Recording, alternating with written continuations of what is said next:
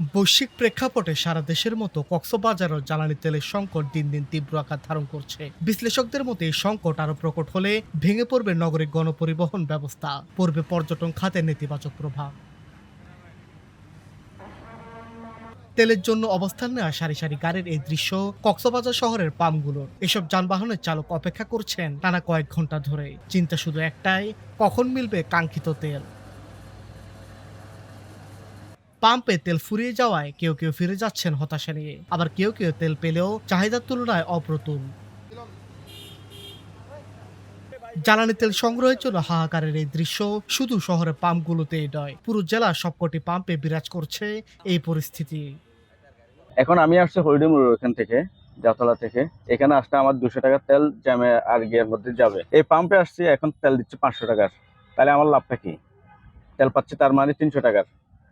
তাহলে আমার আর ক্যাম্পে যেতে 2500 টাকার তেল লাগে, এই তেলগুলো আমি পাবো কই? আমি সিরিয়াল ধরে যে ওই জায়গা পর্যন্ত পৌঁছাইতে আমার 100 টাকা তেল শেষ। ওনারা মাত্র 100 টাকা তেল দিছে, 1 লিটারও দেয় নাই। পরিমাণ মতো তেল রিজার্ভ আছে। কালকে যখন ম্যাজিস্ট্রেট না কে যেন আসছে, খবর পাইছে, তারপরে তেল দেওয়া শুরু করছে।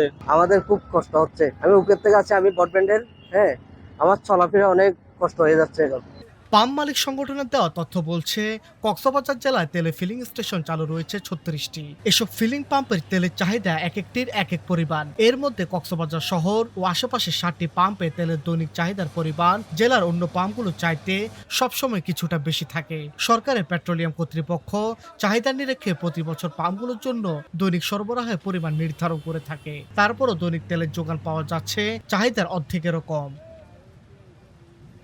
এই নিয়ে পাম্প পরিচালনা সংশ্লিষ্টরা বলছেন, তারা সঠিক নির্দেশনাবলী মেনে বিতরণে কাজ করছেন। চাহিদা মতো তেল সরবরাহ না থাকায় তারা হিমশিম পরিস্থিতিতে রয়েছেন। সরকারের নীতিমালা মেনে আমরা বাইক রাইডার যারা আছে এদেরকে আমরা তেল সরবরাহ করি। 500 টাকা করে দিচ্ছি, যেগুলো 15 সিসি নিচে প্রাইভেট গাড়ি।